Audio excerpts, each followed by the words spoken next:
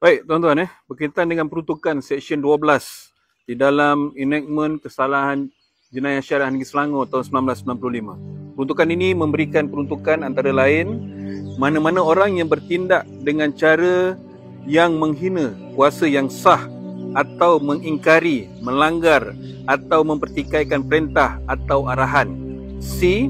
Mufti yang dinyatakan atau diberikan melalui fatwa adalah melakukan satu kesalahan dan apabila disabitkan boleh didenda tidak melebihi RM3,000 atau dipenjarakan selama tempoh tidak melebihi 2 tahun atau kedua-duanya.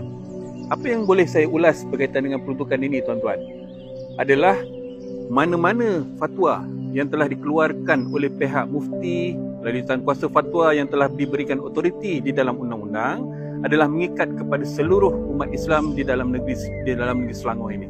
Justru itu apa yang saya nak tegaskan, apa-apa fatwa yang dikeluarkan, termasuklah berkaitan dengan akidah, berkaitan dengan syariah dan sebagainya, yang mengikat untuk dipatuhi, ianya perlu dipatuhi sebagaimana yang sepatutnya. Kegagalan untuk mematuhi boleh menyebabkan tindakan terhadap pelanggaran dan boleh dikenakan dengan tindakan denda ataupun penjara sebagaimana yang dinyatakan.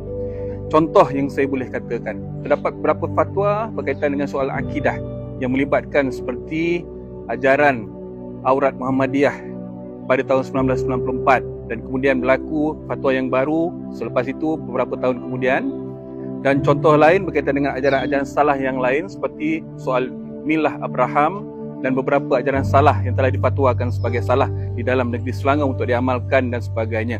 Ianya bukan sahaja salah dari segi amalan, tetapi ianya juga menjadi satu kesalahan apabila pihak yang berkenaan menyimpan pun berkaitan dengan dokumen-dokumen yang berkaitan dengan ajaran-ajaran salah ini. Justru itu, apabila menyimpan pun tidak boleh, apatah lagi untuk mengamalkan perkara-perkara tersebut. Justru itu, jauhilah daripada perkara-perkara yang telah difatwakan sebagai suatu perkara yang salah di dalam negeri Selangor. Jadi dalam keadaan tersebut, patuhilah fatwa yang dikeluarkan oleh mufti, kerana fatwa yang dikeluarkan itu bukanlah sesuatu yang sia-sia, tetapi ianya adalah untuk kebaikan umat Islam di dalam negeri Selangor ini. Patuhilah berkaitan dengan fatwa selain daripada undang-undang yang telah ditetapkan.